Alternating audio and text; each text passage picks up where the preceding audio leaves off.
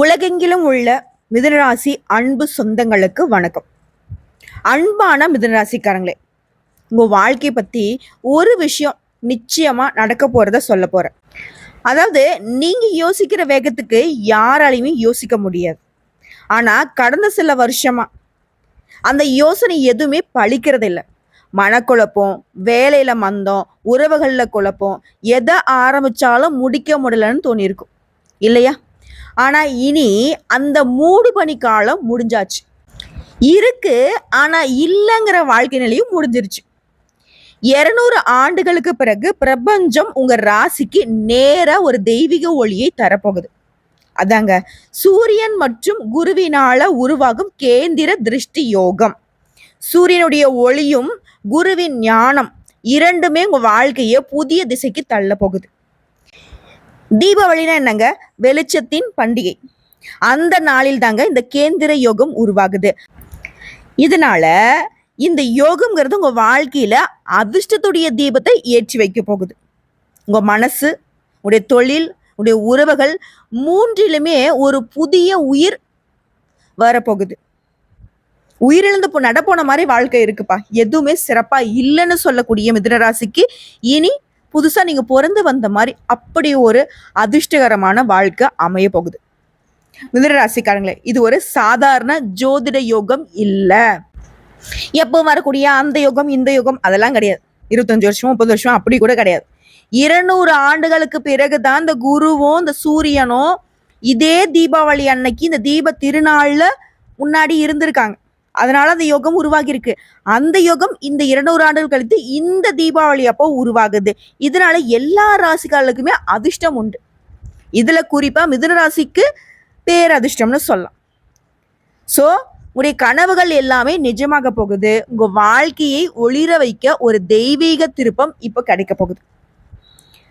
சரி வாங்க, இப்போ இந்த கேந்திர திருஷ்டி யோகம் உங்க ராசிக்கு எந்த மாதிரியான அதிசய பலன்களை தரப்போகுது, எந்த மாதிரியான துறைகளில் நீங்க உயர்வை பார்க்க போறீங்க, இது எல்லாத்தையும் முழுசா பார்க்கலாம்.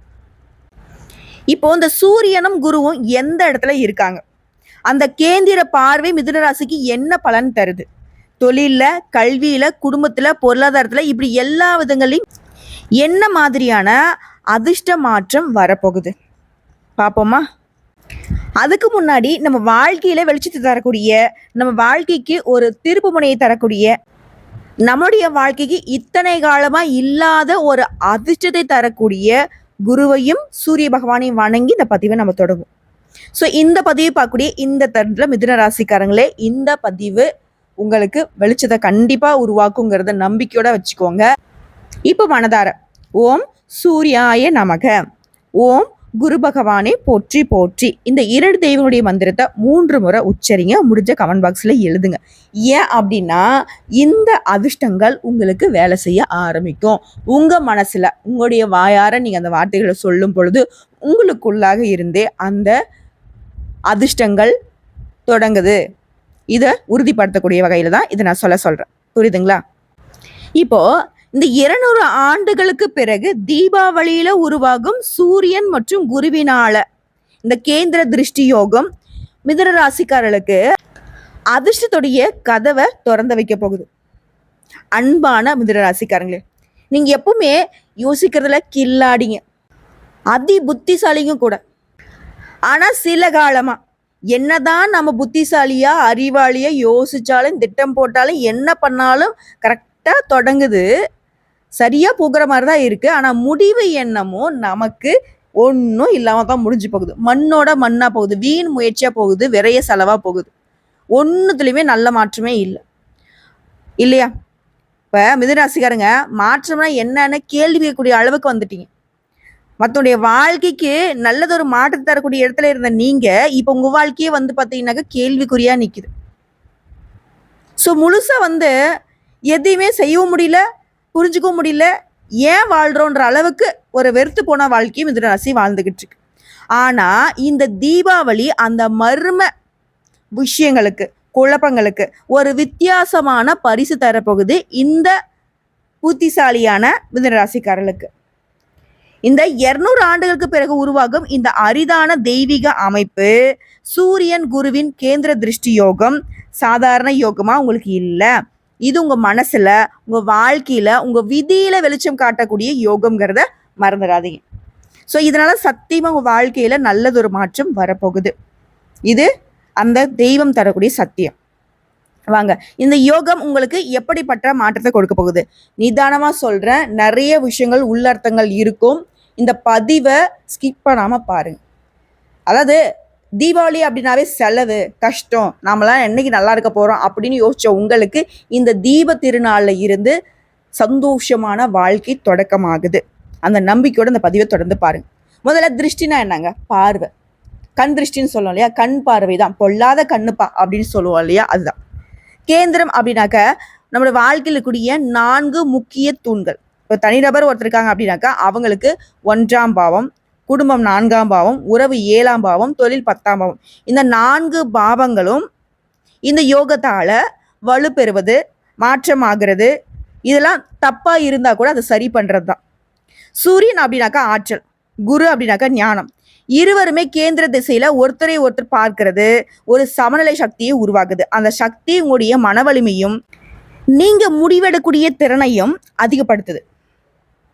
ஸோ மிதுன ராசிக்காரங்க ஒரு புத்திசாலி தான். ஆனா இதனால வரைக்கும் அதிர்ஷ்டம் ஒர்க் ஆகல. ஆனா இனி இந்த புத்திசாலி ராசிகளுக்கு அதிர்ஷ்டத்துடைய யோகம் பலிக்க போகுது.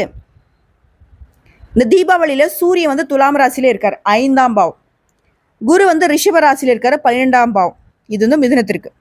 ஸோ இதனால சூரியனுடைய பார்வை 90 டிகிரி கோணத்துல தொட்டு போகும்.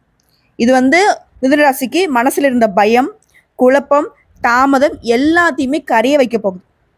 எல்லாமே விலக போகுது. எதெல்லாம் உங்களுக்கு சரி இல்லையோ அதெல்லாம் சரியாகும். எதெல்லாம் உங்களுக்கு தேவை இல்லையோ அதெல்லாம் விலகி போகும்.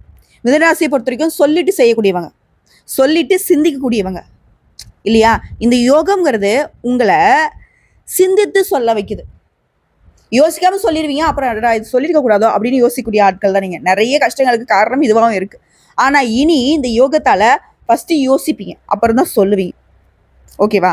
இதோட அந்த குரு சூரியன் சேர்றப்போ உங்க வாழ்க்கையில என்ன நடக்க போகுது அப்படின்னா, மிதுனராசி அப்படின்னாக்க புதனுடைய ஆட்சி. புதன் அப்படி இருக்கா புத்திசாலித்தனம், வணிக அறிவு, பேச்சு திறன் இல்லையா? இப்போ அந்த புதனுக்கு ஆதரவா சூரியனும், அப்படின்னா சூரியனா அதிகாரம், ஸோ அதிகாரமும் ப்ளஸ் குருனாக்கா ஞானம்.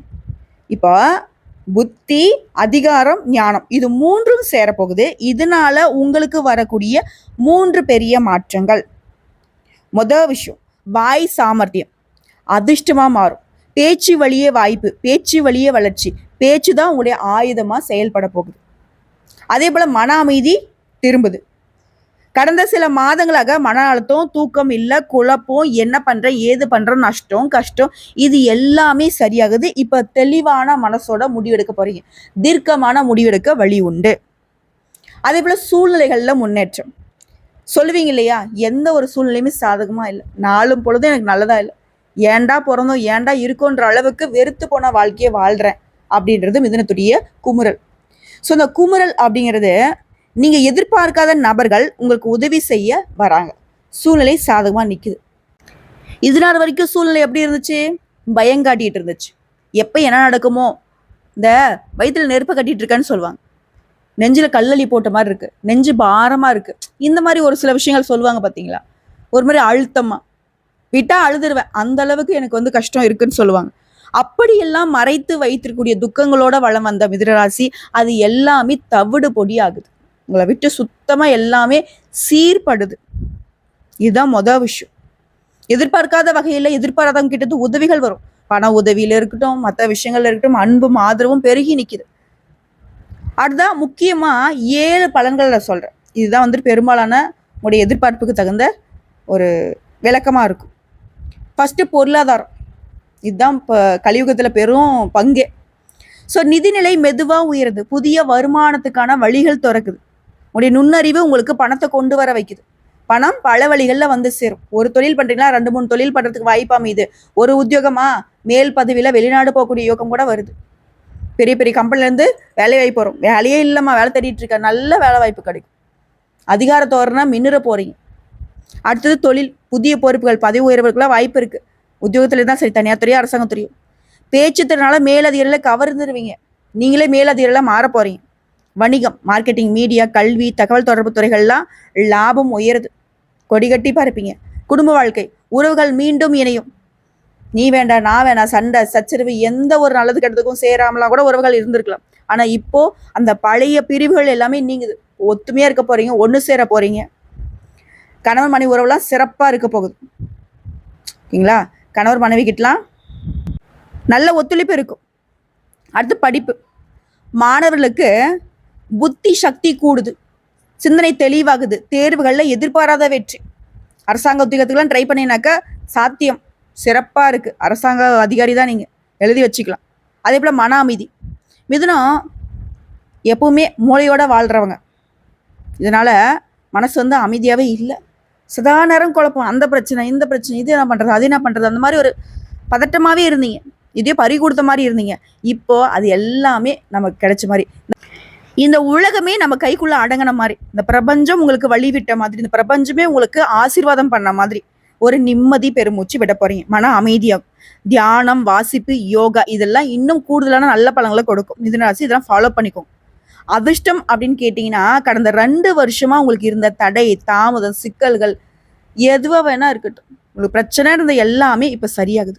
குருவின் பார்வை உங்களை புத்திசாலித்தனத்தால வெற்றி பெற வைக்குது. குறிப்பாக கடந்த கால கஷ்டங்கள்லாம் இருந்திடம் தெரியாமல் நீங்க போகுது.